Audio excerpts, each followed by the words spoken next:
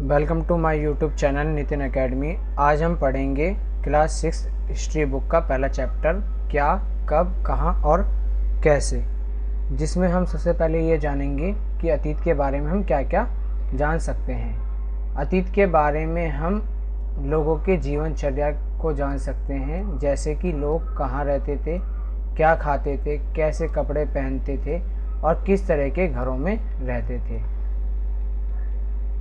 हम आखेटक मतलब शिकारी, जो लोग शिकार करते हैं उन्हें आखेटक कहते थे। हम अतीत में आखेटक शिकारी, शासकों, पशुपालकों, कृषकों, व्यापारियों, पुरोहित, शिल्पकारों, वैज्ञानिक, संगीतकारों और कलाकारों के जीवन के बारे में भी जानकारी प्राप्त कर सकते हैं।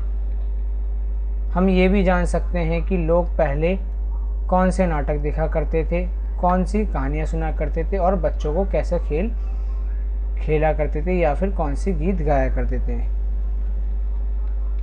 लोग कहाँ रहते थे? प्राचीन काल में लोग कहाँ रहते थे? तो कई लाख वर्ष पूर्व ज़्यादातर लोग नदियाँ, रिवर्स, तालाब, पौंड इत्यादि के पास रहते थे।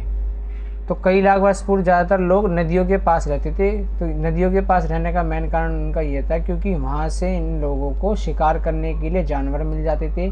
जितनी भी प्राकृतिक चीज़ें हैं जैसे फल, सब्जी, जड़, पानी प्राप्त हो जाता था, जिनसे इनका जीवन निर्वाह चलता था।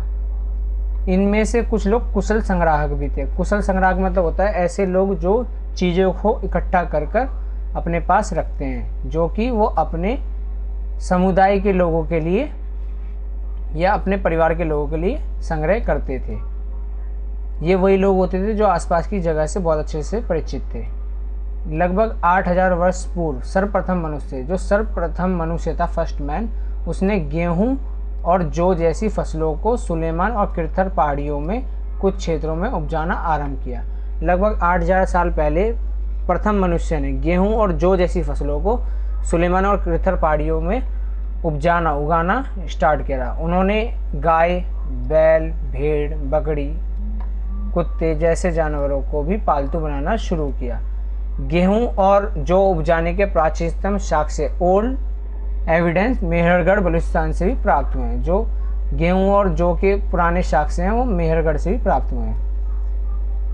गारो तथा मध्य भारत के विंध्य पहाड़ी क्षेत्र में कुछ ऐसे क्षेत्र हैं जहां कृषि का विकास हुआ। जो गारो पहाड़ी है और विंध्य पहाड़ी है उसके बीच में भी कृषि के विकास का साक्ष्य प्राप्त हुए हैं। लगभग 4700 वर्ष सिंधु व उसकी सहायक नदियां के किनारे आरंभिक नगरों का विकास हुआ। इन्हीं नगरों में विकसित सभ्यता सिंधु सभ्यता कहलाती है। जो 4700 वर्ष पूर्व सभ्यता बसी थी उसी सभ्यता को सिंधु सभ्यता कहलाते हैं, जो कि सहायक नदियां और गंगा नदियों के पास बसी थी। लगभग 2500 वर्ष पूर्व गंगा में इसकी सहायक नदियां के किनारे नगरों का विकास हुआ। लगभग 2500 साल पहले गंगा और उसकी सहायक नदियों के पास कुछ नगरों का विकास हुआ। गंगा के दक्षिण में इन नदियों के आसपास का क्षेत्र प्राचीन काल में मगध के नाम से जाना जाता था। जो बिहार है उसको पहले मगध के नाम से जाना जाता था। इसके शासक बहुत शक्तिशाली थे। मगध के शासक बहुत शक्तिशाली थे और उन्होंने एक विशाल राज्य स्थापित किया था। मगध साम्राज्य का उत्कर्ष 6ठी शताब्दी ईसा पूर्व में हुआ। मगध साम्राज्य का वास्तविक संस्थापक बिंबिसार था, जो 544 से 492 ईसा पूर्व तक रहा। आगे चलते हैं। आगे देश का नाम, जो आज हम अपने देश को इंडिया या भारत नाम लेके पुकारते हैं, वो भारत का नाम भारत या इंडिया कैसे पड़ा? आज हम अपने देश को इंडिया या भारत के नाम से बुलाते हैं। इंडिया शब्द की उत्पत्ति इंडस शब्द से हुई है। जो इंडिया शब्द की उत्पत्ति है वो इंडस शब्द से हुई है, जिसे संस्कृत में सिंधु कहा जाता है।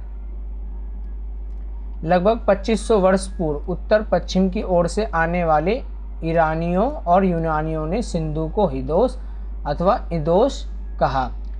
लगभग 2500 साल पहले उत्तर और पश्चिम से जो लोग आए थे वो थे ईरानी और यूनानी। इन्होंने सिंधु को हिदोस और अथवा इदोस कहा। इसी नदी के पूर्व में, जो इसी नदी के पास में रहने वाले प्रदेश को इंडिया कहा गया।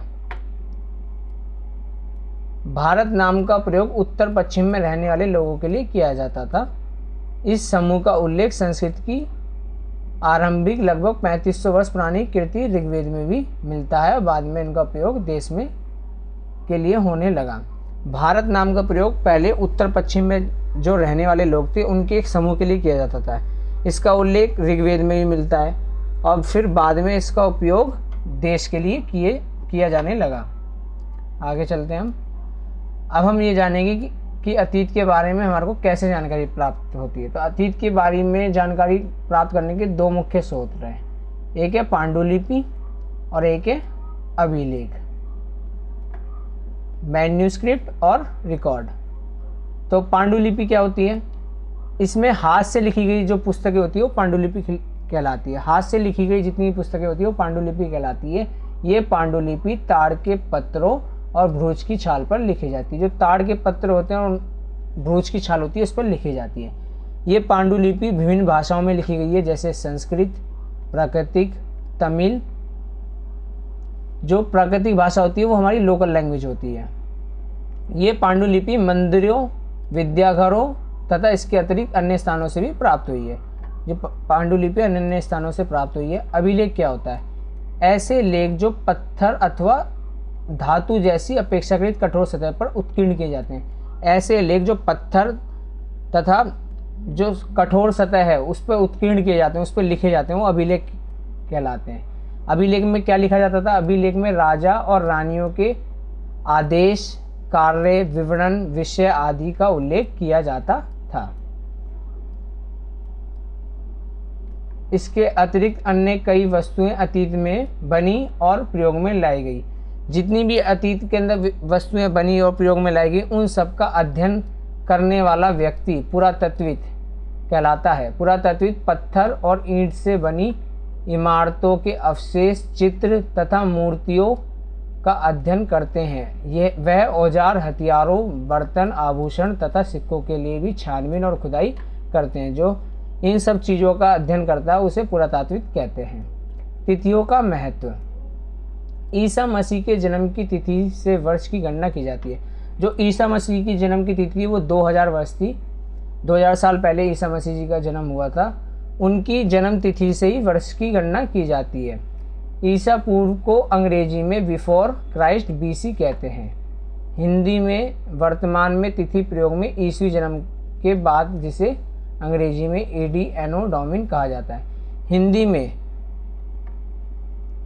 में ईसवी ईसा मसीह के जन्म के बाद प्रयोग किया जाता है, जिसे इंग्लिश में AD एनो डोमिन कहा जाता है। कभी कभी BC की जगह BCI का प्रयोग होता है। BCI का अर्थ होता है बिफोर कॉमन एरा, मतलब ईसा मसीह के जन्म से पहले।